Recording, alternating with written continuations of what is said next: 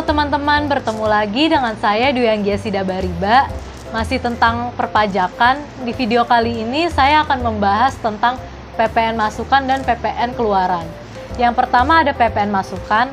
PPN masukan adalah PPN yang seharusnya sudah dibayar oleh pengusaha kena pajak karena perolehan BKP dan JKP atau pemanfaatan BKP tidak berwujud dari luar daerah pabean, atau pemanfaatan JKP dari luar daerah pabean dan impor BKP.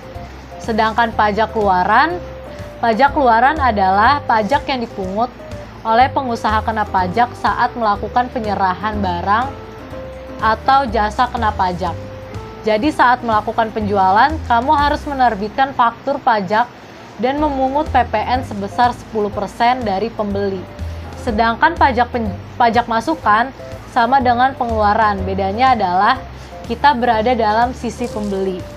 Jadi saat kita melakukan pembelian, si penjual akan memungut PPN sebesar 10% dan menerbitkan faktur pajak untuk kita. Faktur pajak ini berfungsi sebagai pajak masukan. Menurut UU PPN nomor 42 tahun 2009 pasal 1 ayat 23, faktur pajak adalah bukti pungutan pajak yang dibuat oleh PKP yang melakukan penyerahan BKP atau JKP. Faktur pajak tidak perlu dibuat secara khusus atau berbeda dengan faktur penjualan. Faktur pajak dapat berupa faktur penjualan atau faktur dokumen yang ditetapkan sebagai faktur pajak oleh Dirijen Pajak. Fungsi faktur pajak adalah: yang pertama ada bukti pungutan pajak bagi PKP yang menyerahkan BKP atau JKP dan bagi Dirjen Bea Cukai atas impor barang. Yang kedua ada bukti pembayaran PPN dan PPNBM bagi PKP pembeli, BKP atau JKP bagi yang mengimpor BKP.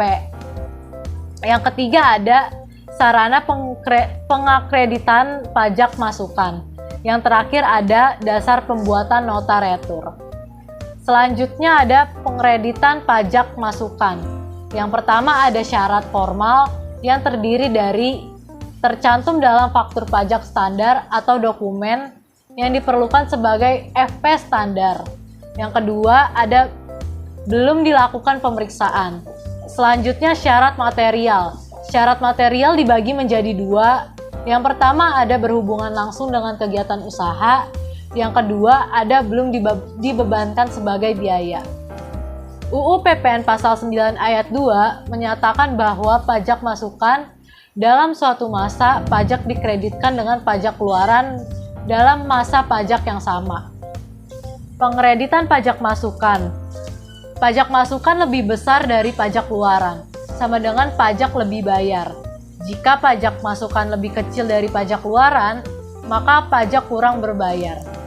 Kita masuk ke perhitungannya. Yang pertama ada PPN masukan. PPN masukan contoh soalnya sebagai berikut. Pengusaha yang sudah PKP dalam masa pajak Februari 2016 memiliki komposisi PPN sebagai berikut ini. Atas penyerahan BKP, PPN, keluaran, dan PKP sebesar 100 juta, sedangkan pajak masukannya sebesar 90 juta. Maka PPN keluaran dikurang pajak masukan sama dengan 100 juta dikurang 90 juta, sama dengan 10 juta atau PPN kurang bayar. Selanjutnya pada masa pajak Maret 2016, PPN keluaran PKP tersebut sebesar 110 juta, sedangkan pajak masukannya sebesar 130 juta. Maka PPN keluaran dikurang pajak masukan sama dengan 20 juta atau kelebihan PPN. Selanjutnya ada pada masa pajak April 2016. PPN keluaran PKP tersebut sebesar 110 juta, sedangkan pajak masukannya sebesar 90 juta. Maka PPN keluaran dikurang pajak masukan sama dengan 20 juta atau PPN kurang bayar.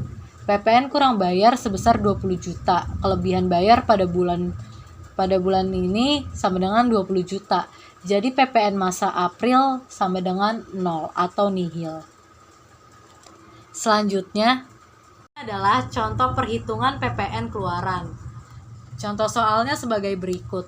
Pengusaha yang sudah PKP menjual laptop sebanyak 20 unit dengan harga satuannya sebesar 5 juta. Tentukan besar PPN keluarannya. Jawabannya adalah harga satu laptop sama dengan 5 juta. PKP menjual sebanyak 20 unit. Berarti 20 kali 5 juta sama dengan 100 juta. Maka PPN-nya adalah 100 juta dikali 10% atau tarif PPN-nya sama dengan 10 juta. Jadi PPN sebesar 10 juta merupakan PPN keluaran PKP yang menyerahkan atau menjual BKP dalam bentuk laptop tersebut. Oke, sekian video tentang PPN masukan dan PPN keluaran dari saya. Mohon maaf jika ada kata-kata yang kurang dimengerti dan ada sedikit kesalahan. Terima kasih.